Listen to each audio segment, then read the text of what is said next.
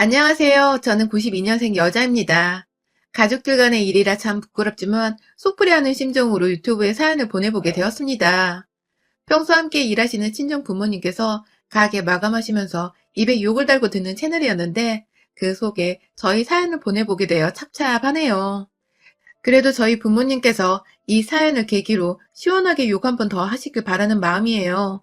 들어주시는 분들께서도 저희 부모님을 위해 욕 한 바가지 시원하게 해주시길 바랍니다. 그럼 사연 시작할게요. 앞서 말씀드렸듯이 저희 부모님은 함께 일을 하시는 동업자이십니다. 10평짜리 작은 음식점을 운영하시면서 주로 고기를 파는 식당인지라 술을 마시려는 단골 손님들이 자주 찾곤 하는 곳이에요. 어찌 보면 식사보다는 술장사다 보니 오래도록 일을 하시면서 돈은 두 분 노후 준비를 하실 만큼은 벌어놓으셨고, 다만 이번에 코로나로 저희 식당도 타격을 꽤나 많이 입었었어요. 요새 참 부모님께서 스트레스를 많이 받아 하셨습니다.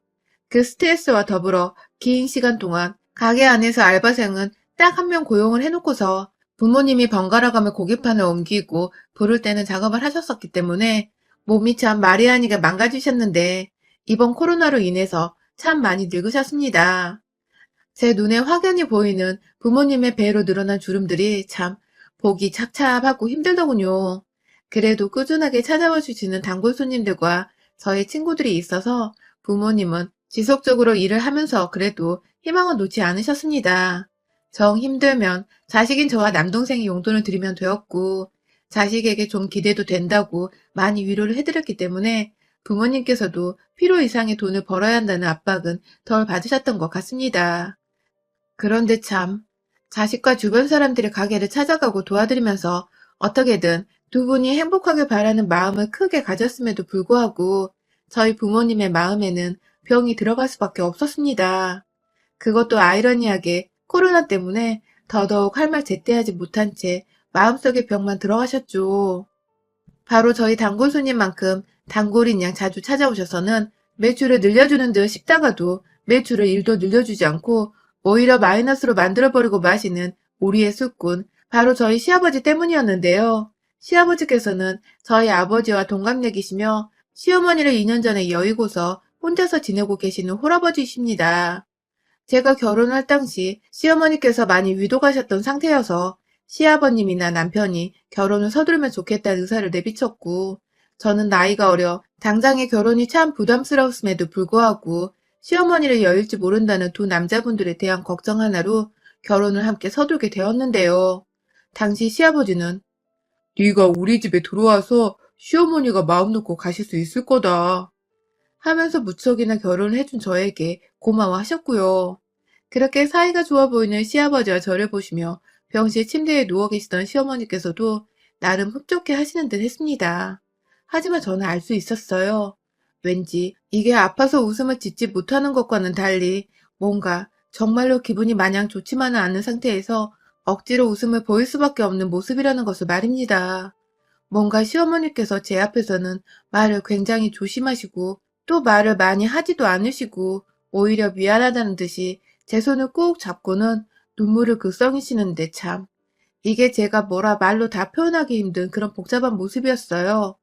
그러고 얼마 지나지 않아서 저희는 소박하게 결혼식을 치렀고 어머님은 돌아가셨어요. 그 당시 손에서 술을 놓지 않고 통곡을 하시던 시아버지의 모습은 저희 가족들의 마음도 아프게 하셨고, 특히 저희 친정아빠는 동갑내기 남자가 벌써 와이프를 잃고서 저렇게 보고 싶어 우는 거라며 남은 시간을 어떻게 조강지쳐 먼저 보내고 씩씩하게 잘 살 수 있겠냐면서 정말 무척이나 신경을 많이 쓰셨습니다. 장례를 치를 때에도 저희 친정 부모님은 본인들 가족들이냐 장례 내내 자리를 지키셨고, 실제로 시아버지께서도 동갑내기인 저희 아버지한테 많이 의지를 하셨습니다. 우는 것도 꼭 저희 아버지 옆에서 숨어서 우셨고, 실제 장례식 비용 처리하는 것부터 시작해서 부조금 모은 것까지 다 저희 아버지가 관리를 하셨고, 부조금에서 뺀 나머지 돈을 시아버지 통장에 넣어주는 일까지 하셨습니다.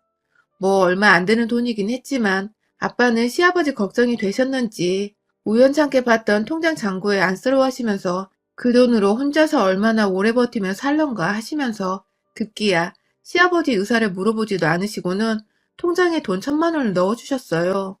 어떻게든 당장에는 돈 때문에 겪을지도 모르는 어려움을 최대한 겪지 말고 아내를 잃은 슬픔부터 추스리라는 것이 저희 아버지의 뜻이었습니다. 경제적으로 많은 어려움은 없으셨기에 저희 친정아버지의 뜻을 존중했고 또 속으로는 참 멋진 남자라며 우리 아빠한테 내심 참 감사했어요. 분명 시아버지도 그렇게 느끼셨을 것이고 저희 남편 또한 뒤늦게야 그 사실 알고는 장인어른만한 어른이 또 없다며 몇 번이고 저희 아버지께 감사를 하고 저한테 고마워하고 자신의 감사한 마음을 최대한 표현하려고 했었어요. 저는 그것만으로도 만족을 했고요. 그런데 참 사람 마음이 간사하고 웃긴 게 잘해주면 잘해준다고 호구 취급을 하더라고요. 그것도 믿었던 저희 시아버지와 남편이 말입니다. 저희 아빠가 식당으로 밥을 먹으러 오라면서 고기를 대접해주겠다고 한 번 부른 적이 있었어요. 그래서 시아버지 모시고서 저희 부부가 아빠 식당에 갔었는데요. 시아버님은 고기 3인분을 넘어 무려 6인분을 시키셨고 다 먹지도 못할 것 같다며 그 남은 고기들은 포장을 해달라 하시더군요. 물론 고기와 함께 술도 양껏 드셨고 반찬 리필까지 여러 번 해서 드시고는 마지막 계산할 때 사돈이 사주시는 거죠? 하면서 당당히 계산대를 지나쳐 가셨습니다. 물론 저희 아버지가 고기를 대접하겠다고 애초에 부른 건 맞았지만 이게 과연 도움을 꾸준히 받았고 돈 1,000만 원에 고기까지 얻어먹은 사람이 할 수 있는 행동인가 싶더라고요. 저 같았으면 고기를 적당히 시킨다거나 못해도 돈 5만 원 정도는 그냥 쥐어줄 텐데 말입니다. 뭐 여기까지는 얼마든지 제가 오바해서 생각을 하는 것일 수도 있다고 생각했어요.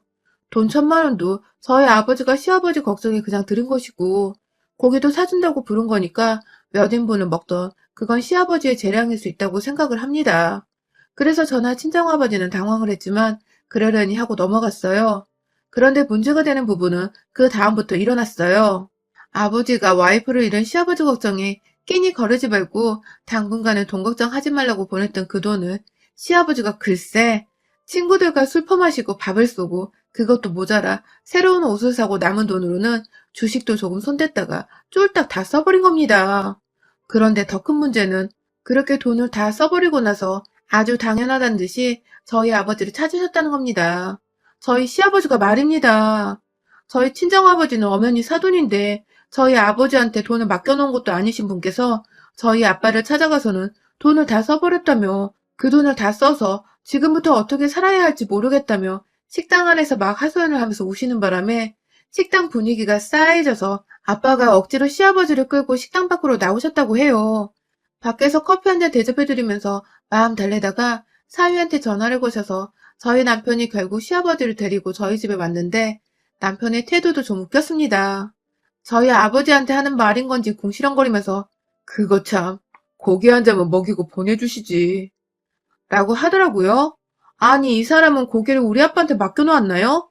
돈까지 주고 고기까지 먹여놓은 사돈한테 고마웠다고 마음 따뜻한 분들이라고 감사해하지는 못할 망정 남의 가게에 와서 소란을 피워댄 자기 아빠를 욕하기는커녕 그 와중에 고기 한 잔 먹이지 않았다고 궁시렁대는 남편의 태도에 제가 그만 정이 뚝 떨어져 버리고 말았습니다. 너 지금 그걸 진심으로 하는 말이야?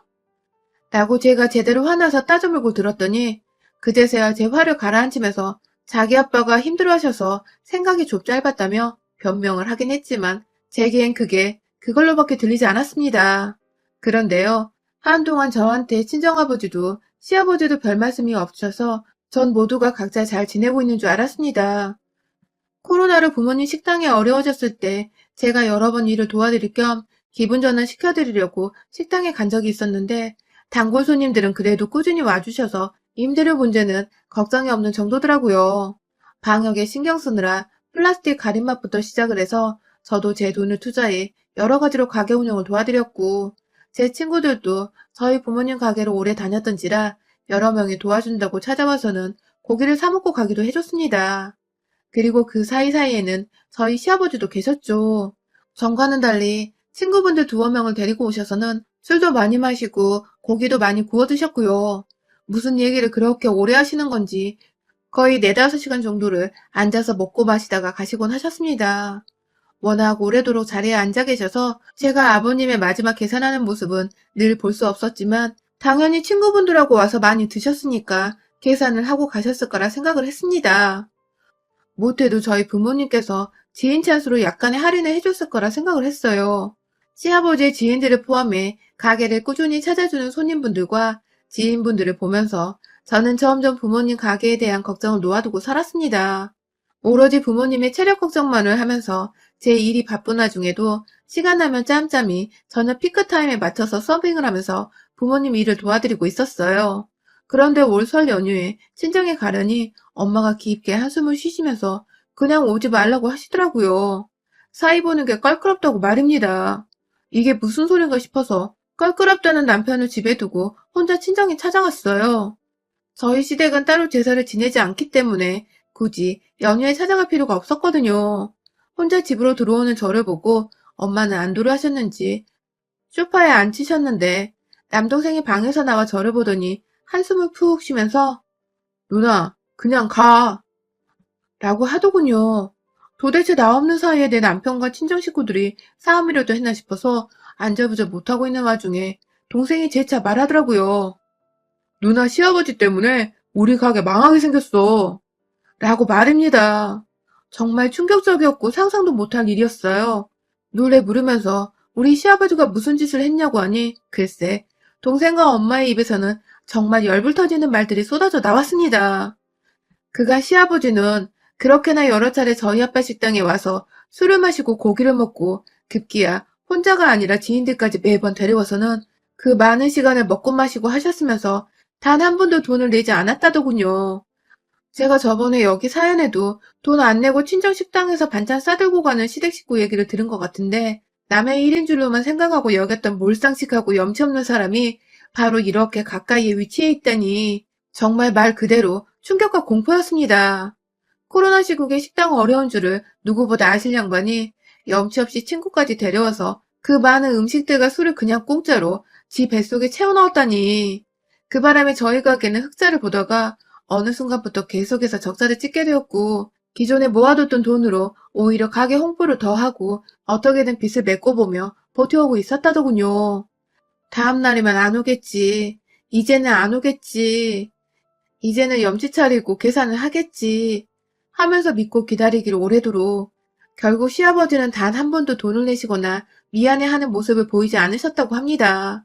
근데 또 저희 친정 부모님은 제 시아버지기도 하셨고 와이프 여이고 불쌍한 사람이라며 한두 번은 그냥 넘어가 주다가 이게 오래도록 지속이 되니 바보처럼 뭐라 말도 못하고 속으로 끙끙 앓고만 계셨더라고요.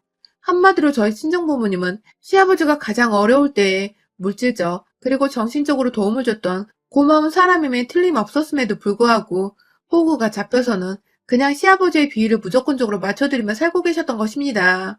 그리고 더 큰 문제는 시아버지께서 이렇게 저희 식당에 와서 친구분들과 술을 막 드시다가 술기운이 심해져 정신을 못 차린 적이 여러 번 있었는데 그럴 때 저희 남편한테 전화를 해서 남편이 시아버지를 모시러 왔다 하더라고요. 그럼에도 남편은 저희 친정아버지께 지아버지 고깃값과 술값을 대신 결제하기는커녕 그냥 오늘도 아버님 덕분에 저희 아버지가 잘 드셨네요. 하면서 지아버지 대신 고맙다는 인사를 뱉어내며 일행들을 차에 태워 유유히 떠났다더군요. 심지어 한 번은 아버님, 저희 아버지가 자주 와서 얻어만 먹고 간다고 섭섭하거나 싫으신 건 아니시죠? 아버님 돈 많잖아요. 하면서 급기야 자주 오더라도 언제나 환영해주라는 식으로 말을 했다더군요. 그래서 보다 못한 저희 엄마가 내가 우리 사위 생각해서 그리고 딸 생각해서 참아보려 했는데 너무하지 않나? 지금 사돈님 먹고 마시느라 만들어낸 외상값이 얼마인 줄 아냐? 라고 따졌더니 급기야 저희 남편은 그게 어떻게 외상값이 될 수 있어요? 가족한테 돈돈거리시는 인정 없는 분들이신지 몰랐네요. 하면서 오히려 역정을 했다고 하더군요. 이 쓰레기 같은 놈이 얻어먹은 주제에 주둥이에 모터를 달았나? 정말 듣고 나니 분이 죽는 줄 알았어요. 생각을 해보니 그동안 여러 차례 남편은 오밤중에 시아버지 전화를 받고서 차를 끌고 데리러 나간 적이 있었습니다. 전 당연히 제가 잠깐 퇴근하고 저희 식당에서 일을 할 때 봤던 시아버지가 다른 곳에서 이 차를 끝내고서 아들을 대리기사 대신 부른 거라 생각을 했습니다. 그 시각까지 저희 식당에 들러붙어서는 공짜로 먹고 마시고 할 줄은 정말 상상도 못했네요. 아버지는 밖에서 저를 향해 시아버지와 남편 욕을 해대는 동생을 말리고자 안방에 계시다가 나오셨고 급기야 내가 니네 남편이라 시아버지 일로 요즘 머리털이 다 빠졌다. 라고 하시는데, 이거 참, 이미 호구 잡히신 저희 친정 부모님을 어찌 변신시킬 수도 없는 노릇이더라고요.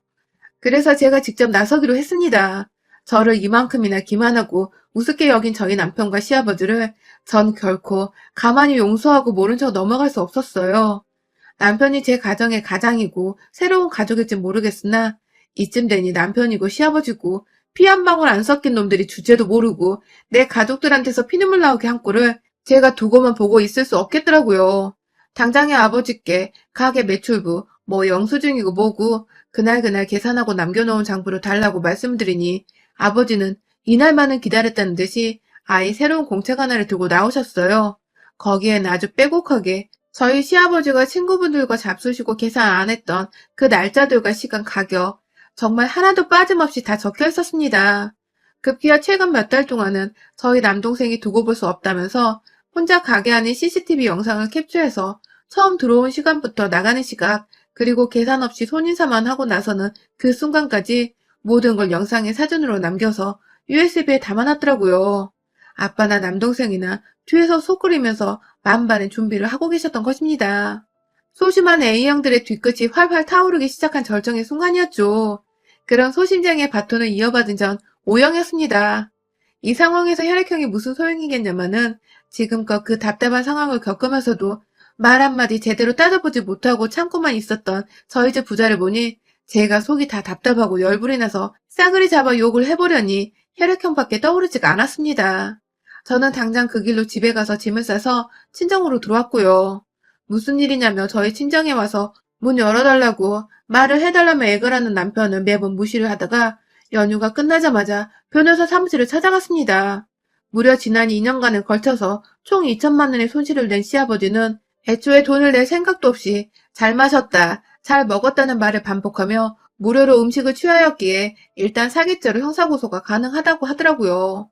그 말 그대로 시아버지께 그리고 남편한테 전달을 하면서 감히 며느리 몰래 며느리 집에서 그런 식으로 무전 취식을 했냐? 하면서 당장 갚아내려고 말을 했더니 오히려 예상했던 대로 시아버지를 포함한 남편까지 적반하장으로 나서며 당연히 가족끼리 무료로 얻어먹을 수 있는 게 아니냐며 왜 이리 사람들이 야박하냐는 소리를 해대더군요. 아휴, 한 번 더 살 기회를 줘보려고 했더니만 지발로 지 운서를 걷어차는 인정머리 없는 남자 새끼들. 결국 저는 그 통화의 녹음본까지 따서 변호사님께 제출을 했고요. 임의로 외상값을 주지 않은 채무 불이행의 명목을 근거로 민사소송을 청구하기로 했습니다. 소장은 이미 시아버지 집으로 날아갔고 그와 더불어 제가 더 이상 거지 같은 남편과 살지 못하겠어서 이를 근거로 이혼소송까지 걸어버린 바람에 저희 집과 시댁 둘 다 아주 소장 파티를 했어요. 아주 그냥 여기저기 고소당한 소식이 들려오는 바람에 남편도 거의 정신이 나가버린 상태였을 거고요. 이혼소송에 놀란 남편은 그제서야 지 아버지가 처먹고 남긴 외상값을 일부 변제하겠다고 그러니 소송을 취하해달라고 막 전화가 왔지만 이미 때는 늦어도 너무 늦어버렸네요. 일부는 무슨 지금 다 갚고 거기다가 이자를 더해도 봐줄까 말까 하는 상황인데 일부 변제? 아주 그냥 마지막까지 지 돈 덜 써보려고 지랄 꼴값을 떨고 앉아있더라고요.